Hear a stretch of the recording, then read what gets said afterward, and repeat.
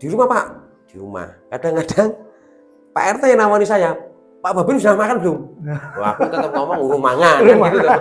Awan-awan itu pas makan siang. Jadi kadang-kadang hubungan-hubungan seperti itu yang saya Mas, apa ya, tak lakukan terus. Jadi warga saya acara pernikahan atau sunatan, pasti saya dapat undangan. Istilah wong Jawa apa? Punjung. Dipunjung. Nah, punjungannya rantangannya tumpuk papat Mas.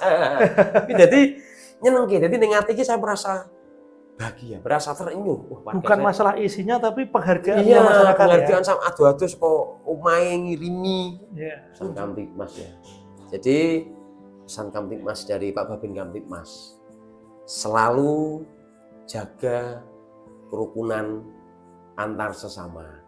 Jadi jangan kedepankan emosi, tetap hati dan pikiran harus jadi satu. Jadi biar wilayah itu adem ayem. Jadi tetap jaga kerukunan antar sesama warga, tonggo atau siapapun lah. Kembali lagi bersama saya dalam perspektif Aditya di Sugiarso. Teman-teman, kali ini podcast kali ini luar biasa sekali karena saya bisa ngobrol dengan saudara saya, mas saya, yang saat ini berdinas sebagai Babin Kamtibmas di Polsek Gunung Pati. Seperti apa keseruan ngobrol dengan Babin Kamtibmas bersama Pak Aan Setiawan. Oh ya. Enak dipanggil Pak atau Mas? Mas saja. Mas ya, karena mengasihnya Mas. Oh, iya. Mas Aan, sekarang ini kan banyak polisi yang memang menjadi Babin dan juga mereka menjadi konten kreator. Ternyata Babin Kamtibmas ini di masyarakat, teman-teman, menyedot perhatian bagi masyarakat. Nah, Mas Aan, boleh diceritakan pertama kali berkarir sebagai polisi di tahun berapa? Jadi pada saat saya sekolah terakhir SMA itu lulus tahun 2001 Mas. Lulus 2001? Ya, lulus tahun 2001. Kemudian saya sempat mendaftar TNI. TNI dulu? Iya, saya daftar TNI dulu karena saya bapak saya itu seorang PNS Kodam, Mas, Kodam 4 Diponegoro. Jadi saya hidup di lingkungan asrama tentara. Pada saat itu saya memang cita-cita menjadi TNI, Mas. Saya daftar TNI, waktu itu saya tidak lolos. Jadi gagal di waktu itu, mungkin saya kurang persiapan, Mas. Selang setengah tahun apa satu tahun lah, itu saya daftar Polri sekitar tahun 2002 akhir lah.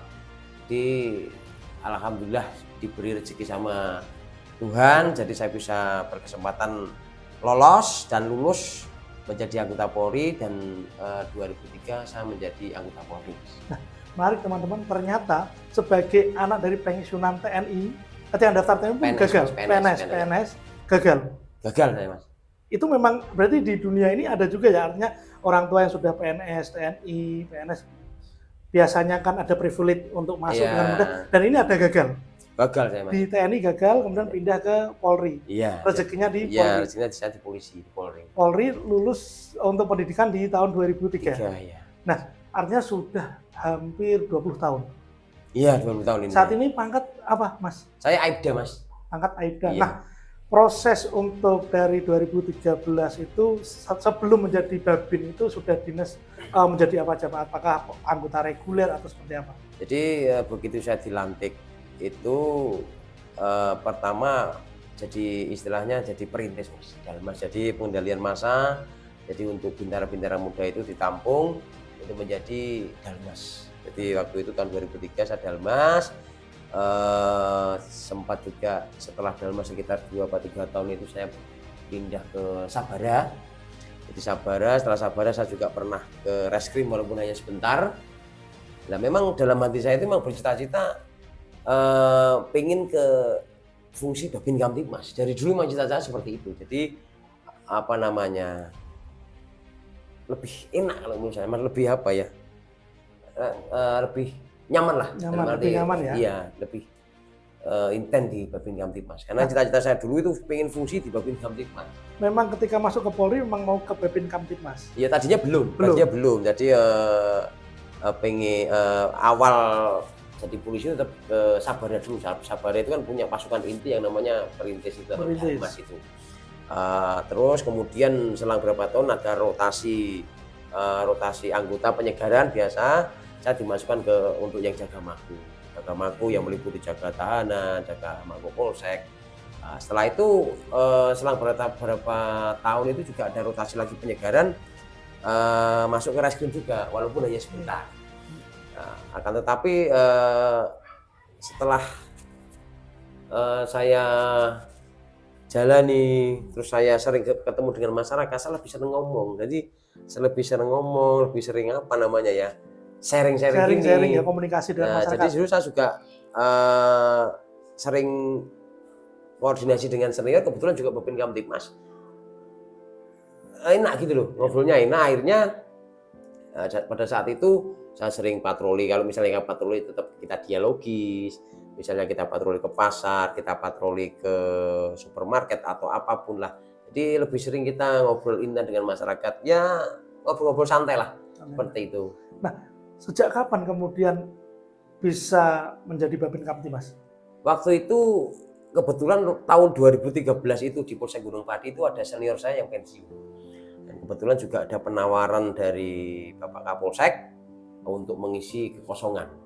Mengisi kekosongan itu jadi Babin Kamtibmas, dan saya siap melaksanakan jadi fungsi Babin Kamtibmas kayak memang itu apa ya namanya, panggilan hati untuk jadi Babin Kamtibmas. Nah, berarti untuk secara global atau secara general memang Babin itu adalah utusan dari pimpinan atau kita sebagai anggota itu bisa mendaftar, Mas?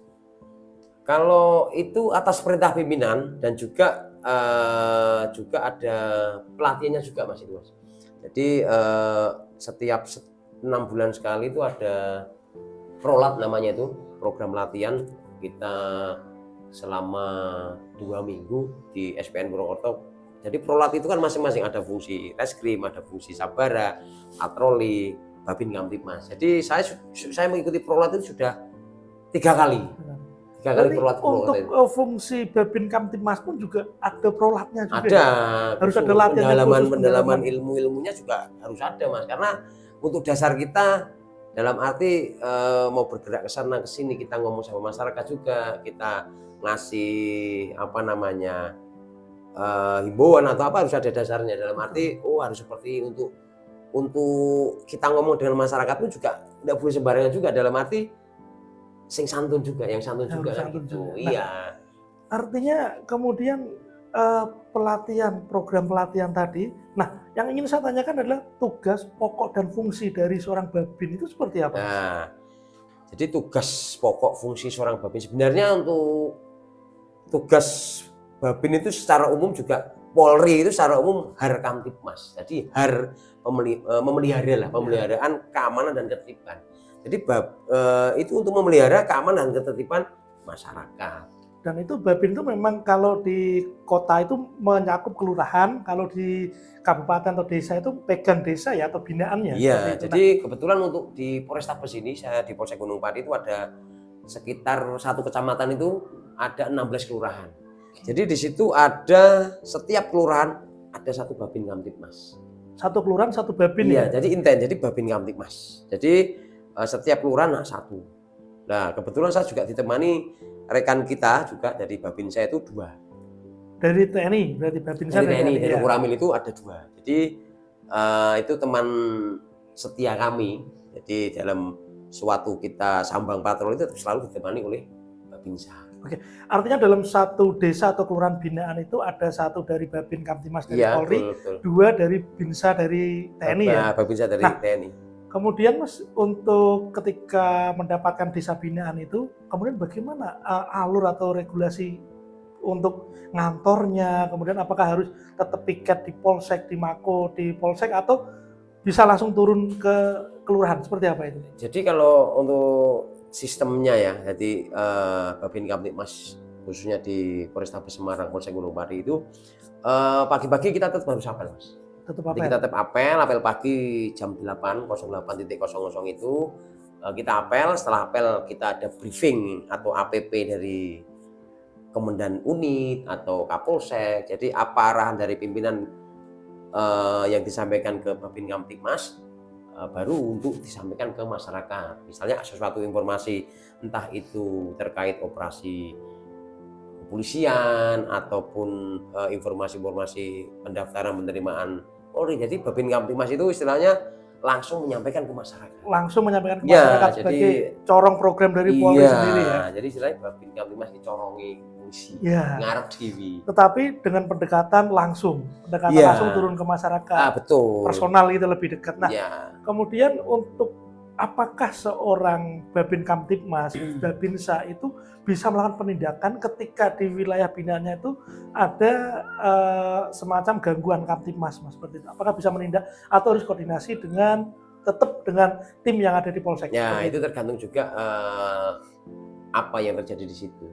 Jadi kalau misal masalah yang di situ hanya kasus ringan, misalnya seperti cekcok antar tetangga, istilahnya koyo jengkel-jengkel mbek tonggo terus ngonek-ngonek hanya itu saja, kita langsung menemui orang tersebut yang bermasalah itu, tinggal kita berikan berikan penyuluhan, win-win solution lah. Nah, intinya kita sebagai manusia yang bermasyarakat, bersosial itu intinya tetap jaga kerukunan saja. Jadi tidak usah mengedepankan emosi.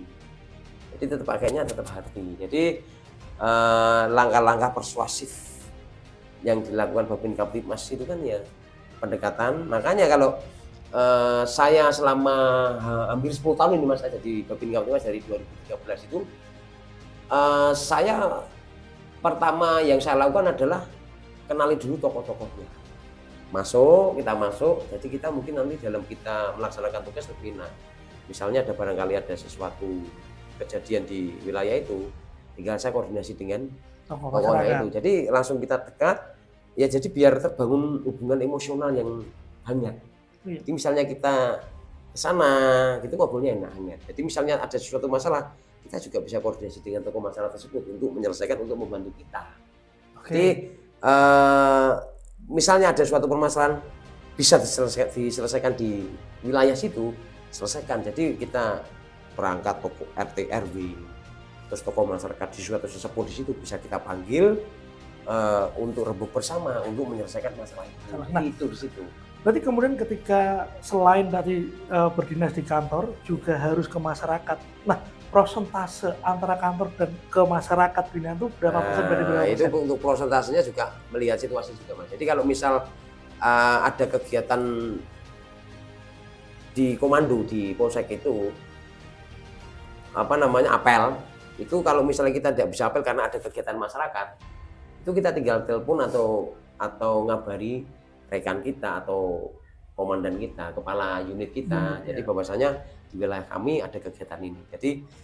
Jadi kalau misalnya kita lebih sering ke wilayah Mas. Jadi mungkin hampir 80-90% kita ke wilayah tersebut karena biar inten ya, biar dekat juga. Iya.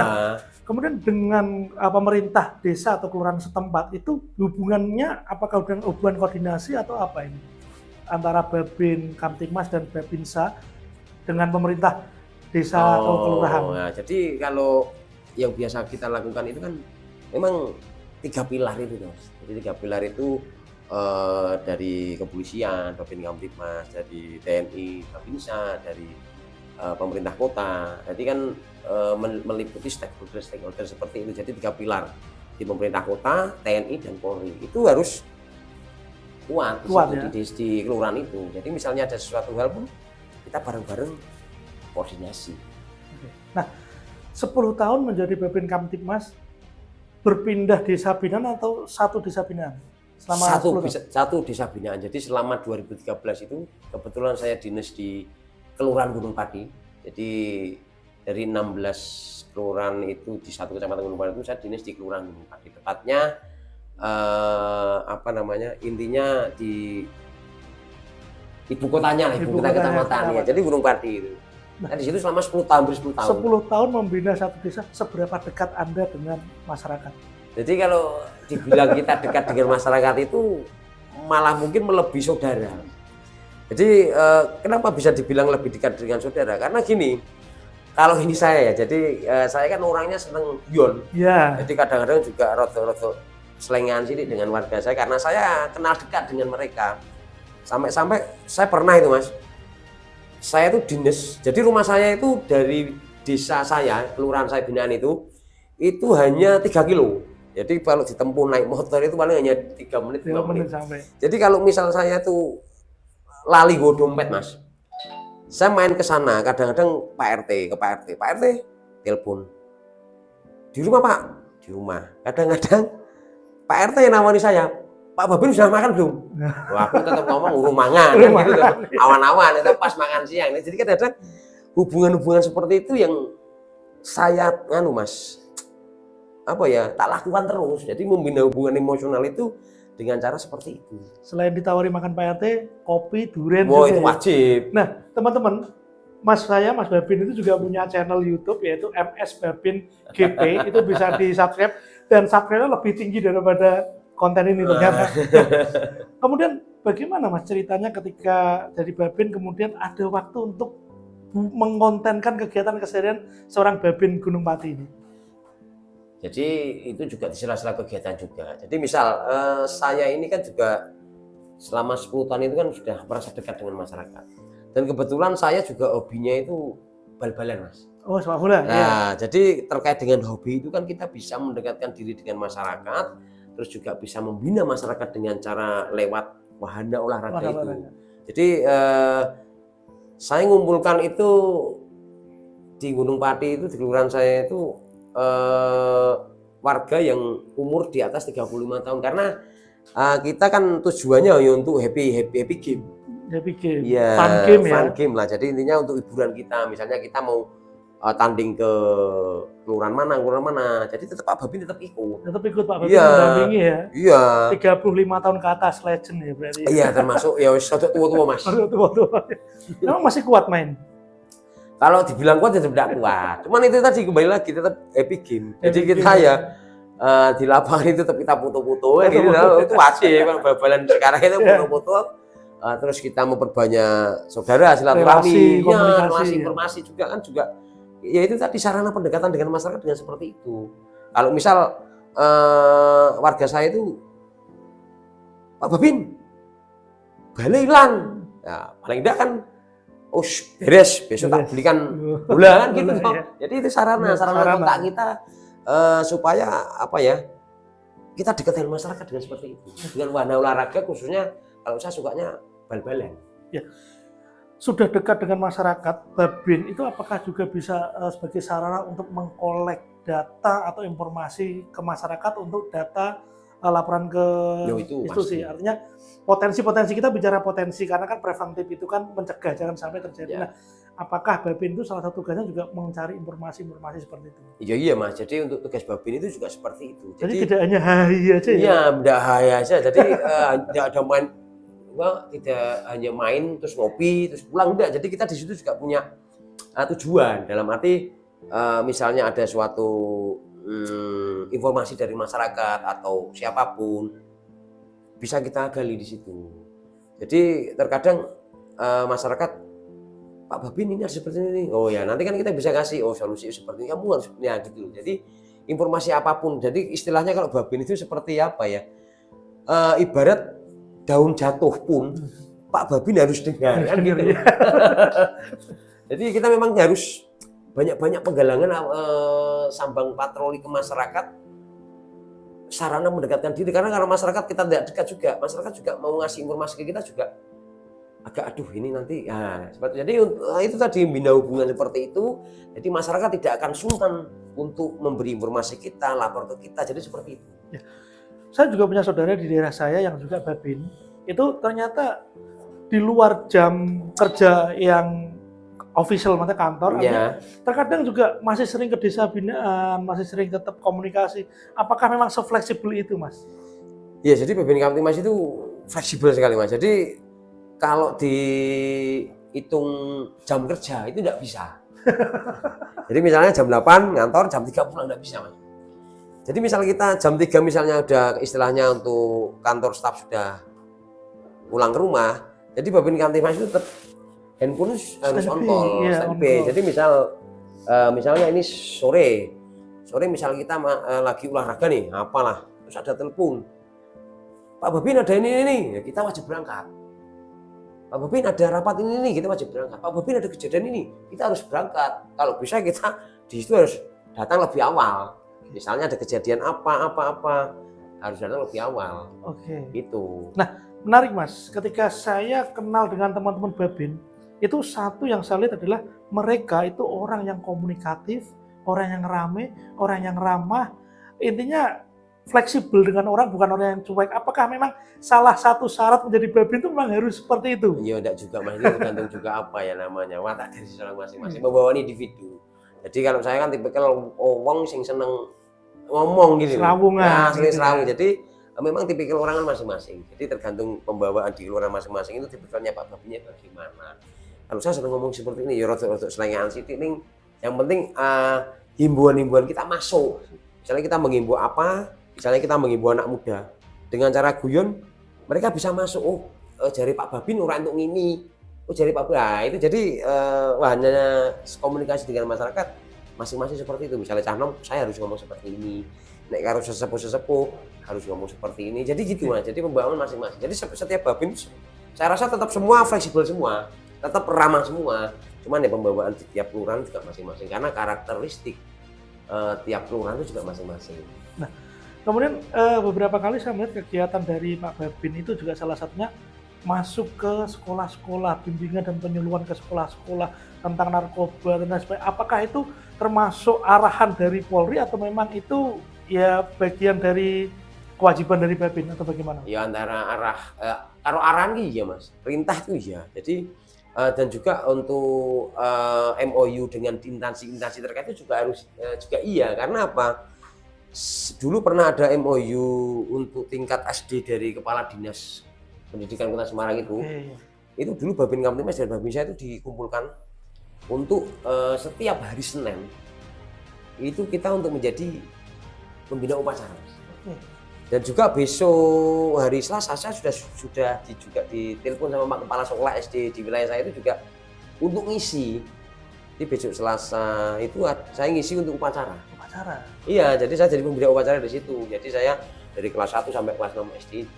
Ya sebagai role model dari Polri gitu ya. Terus untuk setiap ada penerimaan siswa baru entah itu SMP atau ya SMP lah itu. Jadi mesti ada koordinasi untuk memberikan apa namanya ya, suatu arahan-arahan juga. MPLS itu namanya, masa orientasi sekolah. Iya, sekolah. Nah, jadi sekolah. Ya pengenalan sekolah itu Pak Babin mesti terlibat, untuk ngisi narasumber di situ. Jadi biasanya saya mengisi itu terkait tentang kenakalan remaja dan saya balut dengan gambar-gambar di slide itu yang agak-agak lucu karena masa SD ke SMP itu kan juga masih anak-anak. Transisi anak. Jadi tetap tak balut dengan seperti itu. Jadi tidak terlalu serius terkait itu dan juga tak tekankan untuk etika dan sopan santun kepada orang tua, orang yang lebih tua, dengan guru. Karena kita di sekolah yang paling dihormati di sekolah ini ada guru. Yang tak tekankan itu etika dan sopan santun kepada orang yang lebih tua ataupun dengan teman.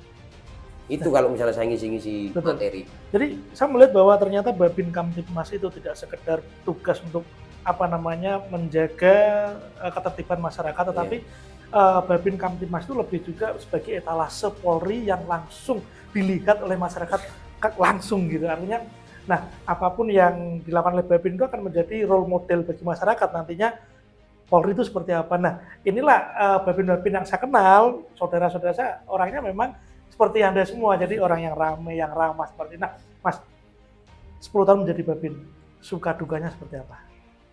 Kalau duka, saya rasa itu tidak ada dukanya. Karena saya menikmati pekerjaan saya. Jadi Babin Kamtibmas itu pekerjaannya sudah mendarah daging, masuk ke hati. Jadi tidak ada dukanya. Sukanya itu banyak sekali. Nggak bisa diceritakan. Nggak bisa diceritakan. Salah satu sukanya itu apa namanya?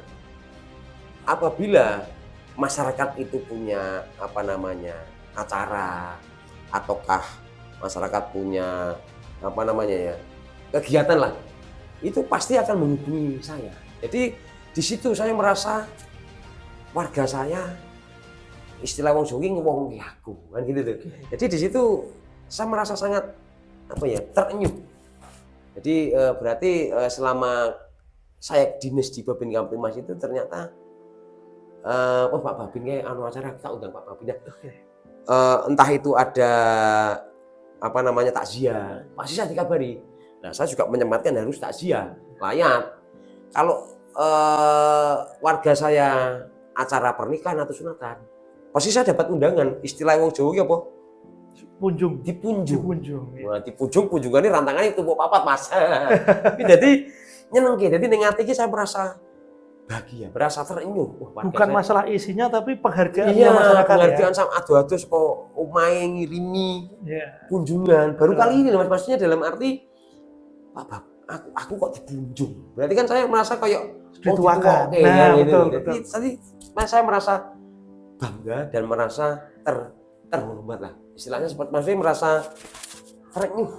Kok bisa sampai kayak ngono. Jadi Mas, ya mungkin bukti bahwasanya inten saya mungkin seperti itu jadi. Nah, tadi ada poin masyarakat menghubungi Pak Babin. Artinya dalam struktur dalam struktur tugas itu masyarakat bisa menghubungi Pak Babin secara langsung. Langsung. Bukan melalui perantara pemerintah desa, perangkat baru ke Pak Babin. Nah, jadi langsung bisa karena kan untuk nomor Pak Babin juga sudah tersebar di wilayah kelurahan saya. Jadi untuk RT RW sudah nomor saya sudah tersebar. Semua saya juga tergabung dalam grup. Misalnya ada kegiatan, Babin ada kegiatan ini. Nah, nanti saya juga akan koordinasi dengan kantor polsek, misalnya kegiatan yang mengumpulkan orang banyak nih. Nah, jadi kan butuh pengamanan kah atau apakah? Kalau hanya undangan Pak Babin ada rapat, nah itu saya langsung berangkat, tinggal nanti kita buat untuk laporan ke kantor, hanya itu saja. Nah, terakhir Mas Aan, karena terbiasa manggil Mas Aan, jadi Mas Aan ya, bukan pakai. Udah apa-apa, jadi pakai pangkat ya. Jadi pesan Kamtipmas untuk masyarakat dari Pak Babin. Pesan Kamtipmas ya. Jadi pesan Kamtipmas dari Pak Babin Kamtipmas, selalu jaga kerukunan antar sesama. Jadi jangan kedepankan emosi, tetap hati dan pikiran harus jadi satu. Jadi biar wilayah itu adem ayem. Jadi tetap jaga kerukunan antar sesama warga, tonggo, atau siapapun lah. Jadi itu. Siap.